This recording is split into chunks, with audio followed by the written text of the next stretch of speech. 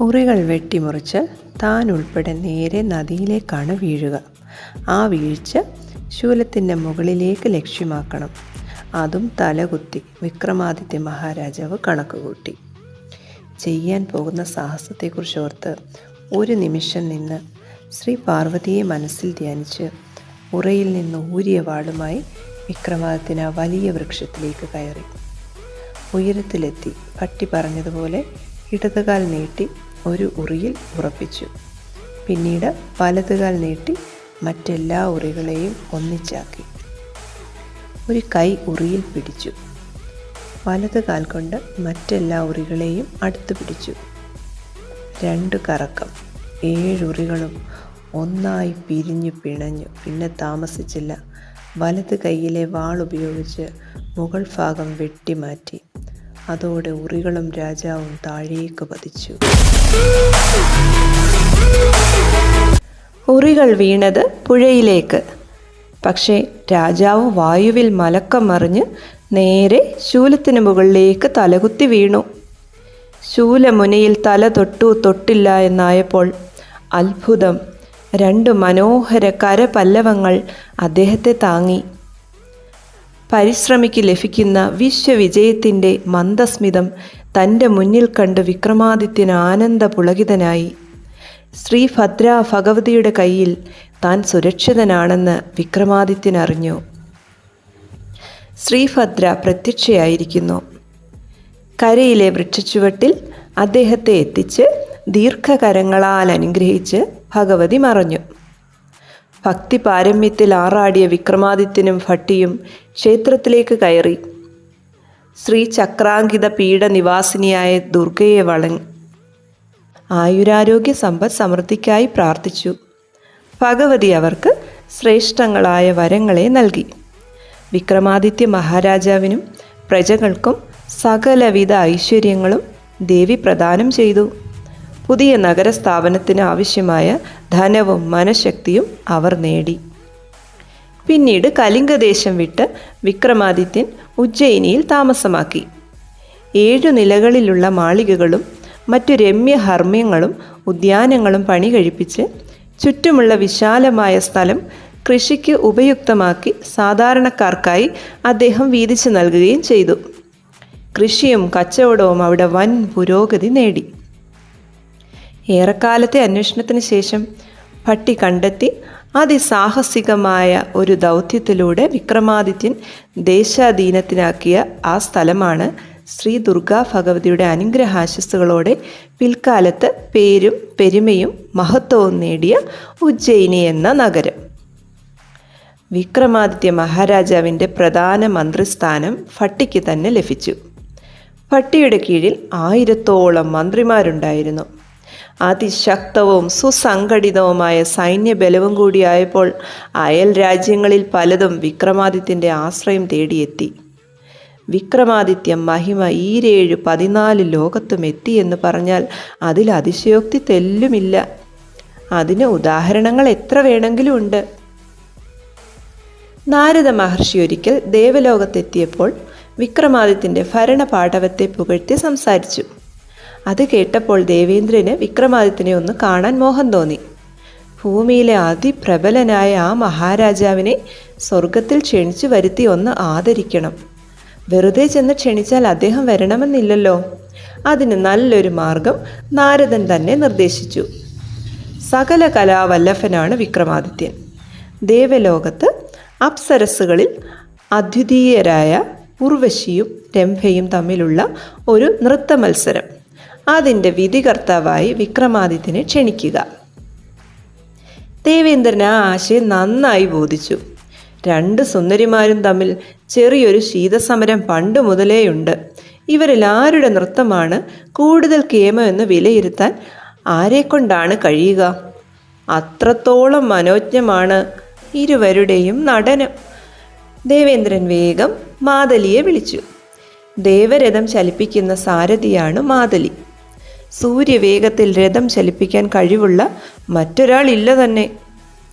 ഉജ്ജയിനിയിലെത്തി വിക്രമാദിത്യ മഹാരാജാവിനെ ക്ഷണിച്ച് സ്വർഗത്തിലേക്ക് തേരിൽ കൊണ്ടുവരാനായിരുന്നു ദേവേന്ദ്രൻ്റെ നിർദ്ദേശം. മാതലിക്ക് ആ ദൗത്യം അത്ര നന്നായി തോന്നിയില്ല. ദേവസാരഥിയായ താൻ വെറും ഒരു രാജാവിനെ, അതും ഒരു മനുഷ്യനെ ആനയിക്കാനായി പോകുന്നത് കുറച്ചിലല്ലേ എന്നായിരുന്നു മാതലിയുടെ ചിന്ത. പക്ഷേ എതിരൊന്നും പറഞ്ഞില്ല. ദേവേന്ദ്രനോട് വയ്യ എന്ന് പറയുന്നത് എങ്ങനെ? മാതലി നേരെ ഉജ്ജയിനിയിലെത്തി. രഥം കാണാമറയെ തോളിപ്പിച്ചു. കാൽനടയായി അദ്ദേഹം കൊട്ടാരവാതിക്കലേക്കുള്ള പടികൾ കയറി. വാതിക്കൽ നിൽക്കുന്ന കാവൽക്കാരനറിയുമോ വന്നത് ഇന്ദ്രസാരഥിയായ മാതലിയാണെന്ന്? അപരിചിതനെ രാത്രി നേരത്ത് അകത്തേക്ക് വിടാൻ അയാൾ തയ്യാറായിരുന്നില്ല. മഹാരാജാവിനെ ഇപ്പോൾ കാണാൻ പറ്റില്ല. അദ്ദേഹം മഹാമന്ത്രി ഭട്ടിയുമായി രാജ്യകാര്യങ്ങൾ ചർച്ച ചെയ്യുകയാണ്, കാവൽക്കാരൻ അറിയിച്ചു. എനിക്കുടനെ കണ്ടേ പറ്റൂ. അത്യാവശ്യമാണെന്ന് നീ പോയി പറയണം. മാതലി ശാഠ്യം പിടിച്ചു. നിർബന്ധം സഹിക്കവയ്യാതായപ്പോൾ കാവൽക്കാരൻ കൊട്ടാരത്തിൽ വിവരമറിയിച്ചു. ഇതാരാണ് ഈ അസമയത്ത്? ഭട്ടി ചോദിച്ചു. അറിയില്ല, ഉടനെ കാണണമെന്ന് ഒരേ വാശി, ഭൃത്യൻ വെളിവാക്കി. എന്തെങ്കിലും അത്യാവശ്യമായിരിക്കും. അതുകൊണ്ടാണല്ലോ ഈ രാത്രി തന്നെ നമ്മെ കാണാൻ വന്നത്. എന്തുമാകട്ടെ, വരാൻ പറയൂ. വിക്രമാദിത്യൻ അനുവാദം നൽകി. മാതലി ഉള്ളിലേക്ക് കടന്നു വന്നു. ദേവസഭയിൽ നിന്നാണ് എത്തിയതെന്നറിഞ്ഞപ്പോൾ വിക്രമാദിത്യനും ഭട്ടിക്കും ആദരവ് വർദ്ധിച്ചു. മഹാരാജാവിൻ്റെ ആതിഥ്യ മര്യാദകൾ ഏറ്റുവാങ്ങിയ ശേഷം മാതലി തൻ്റെ വരവിൻ്റെ ഉദ്ദേശം അവതരിപ്പിച്ചു. ഉർവശി രംഭമാരുടെ നൃത്തം വിലയിരുത്താൻ തക്ക പ്രാപ്തി തനിക്കുണ്ടോ എന്ന് മഹാരാജാവ് ഒരു നിമിഷം ശങ്കിച്ചു. പക്ഷേ ഭട്ടിക്ക് നിർബന്ധം. മഹാരാജാവ് ക്ഷണം സ്വീകരിച്ച് ദേവലോകത്തിലേക്ക് പോയേ മതിയാവൂ. ദേവലോകം വരെ എത്തിയിരിക്കുകയാണ് അങ്ങയുടെ ഖ്യാതി. ദേവേന്ദ്രനെ പോലുള്ളവരുമായുള്ള ബന്ധം രാജ്യത്തിന് ഗുണം ചെയ്യും. ഒരു മടിയും വേണ്ട, അങ്ങ് പുറപ്പെടുക. രാജ്യകാര്യങ്ങൾ ഇവിടെ വേണ്ട വിധം നടന്നുകൊള്ളും. ഭട്ടി ഉറപ്പുകൊടുത്തു.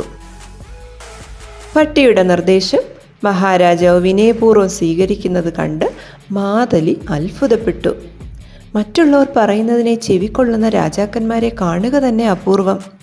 ഇവിടെ ഇതാ മന്ത്രിയോട് അഭിപ്രായം ചോദിക്കുകയും ആ നിർദ്ദേശം നന്നെന്ന് മനസ്സിലാക്കി സവിനയം സ്വീകരിക്കുകയും ചെയ്യുന്നു. ദേവലോകത്തുള്ളവർക്ക് പോലും മാതൃകയാണ് ആ പെരുമാറ്റ രീതിയെന്ന് മാതലിക്ക് തോന്നി. താമസിച്ചില്ല. ദേവലോകത്തേക്ക് പുറപ്പെടാൻ തയ്യാറായി വിക്രമാദിത്യൻ പുറത്തു വന്നു.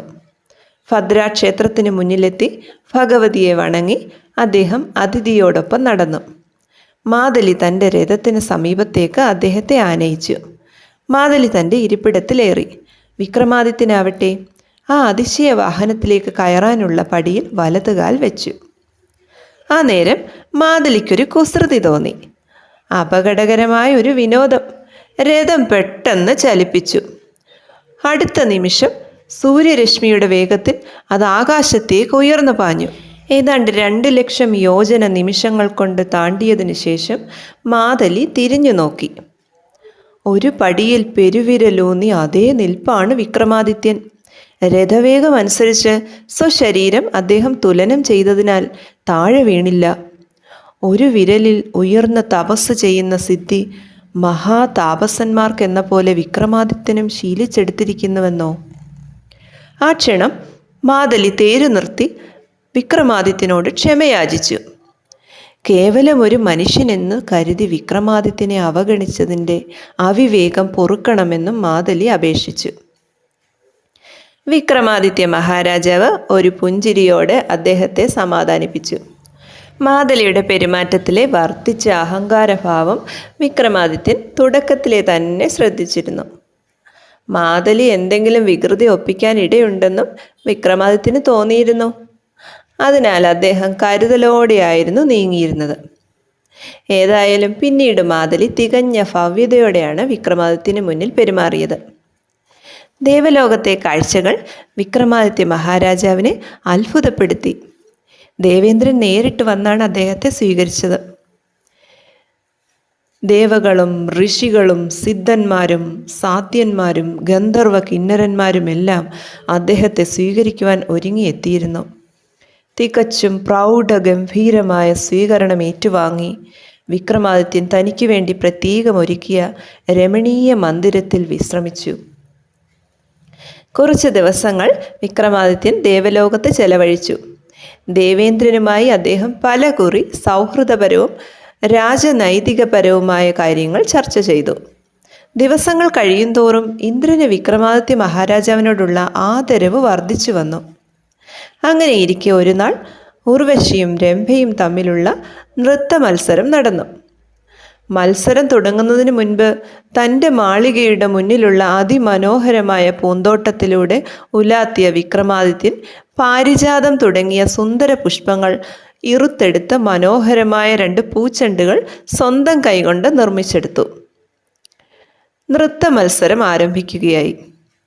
വിധികർത്താവിൻ്റെ പീഠത്തിലേക്ക് വിക്രമാദിത്യനെ ഇന്ദ്രൻ ആനയിച്ചു. ഉർവശി രംഭമാർ സദസ്സിനെയും വിധികർത്താവിനെയും വന്ദിച്ചു. ആ സമയം വിക്രമാദിത്യൻ നർത്തകിമാർക്ക് ഓരോ പൂച്ചെണ്ടുകൾ സമ്മാനിച്ചു. നൃത്തവേളയിൽ ഈ ചെണ്ടുകൾ നിങ്ങളുടെ കൈകൾക്ക് അലങ്കാരമായിരിക്കട്ടെ, അദ്ദേഹം ആശീർവദിച്ചു. നൃത്ത മത്സരം ആരംഭിച്ചു.